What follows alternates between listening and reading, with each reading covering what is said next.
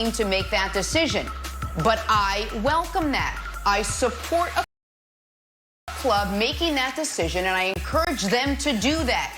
If his efforts are not on the field but continuing to work in this space, we welcome him to that table and to help us, guide us, help us make better decisions about the kinds of things that need to be done in the communities.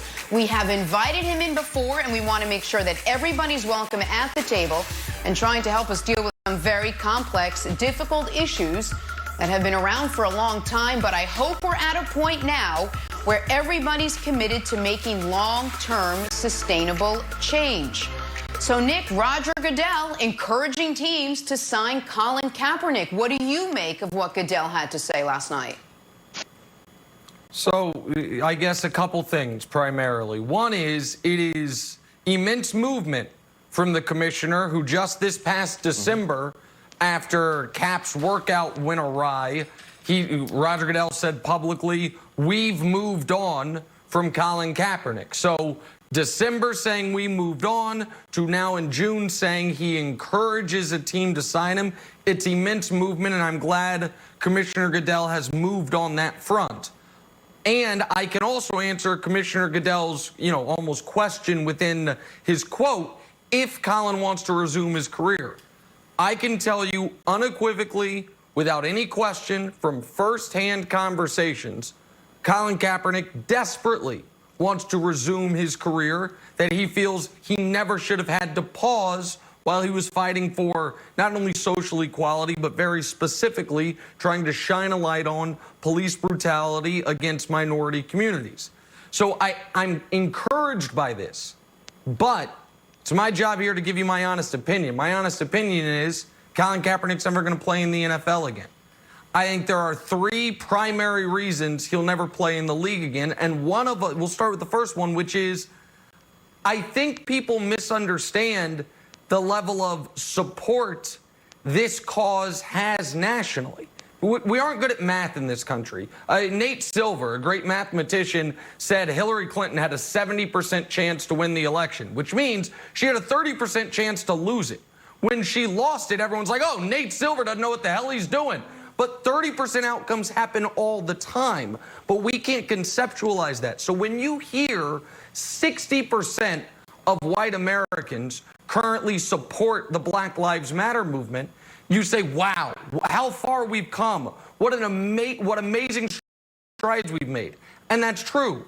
But that also means 40% don't. That's nearly 100 million white folks in this country that can't even say, I support Black Lives Matter, much less supporting taking a knee during the national anthem to symbolically combat police brutality. Say this.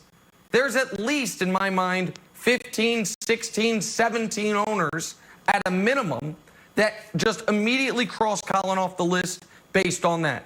The second issue is, I think the scars from suing the league are still very raw.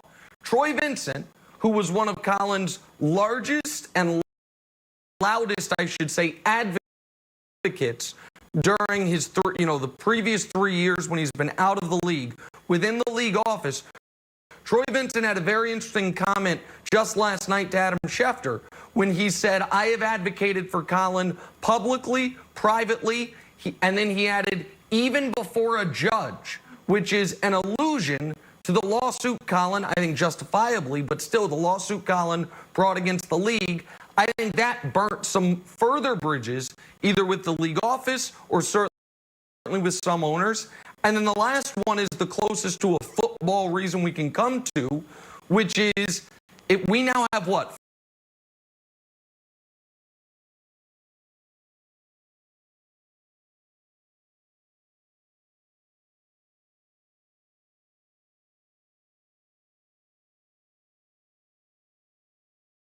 Won't play again in the NFL. I think they're all wildly unfair. And I think he'd be great for a locker room. And I think he actually would drive ticket sales and jersey sales up.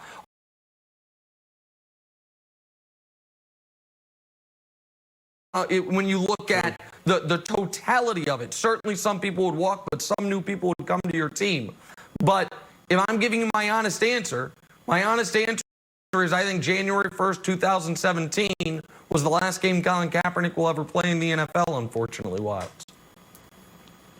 So Nick, I hear you, and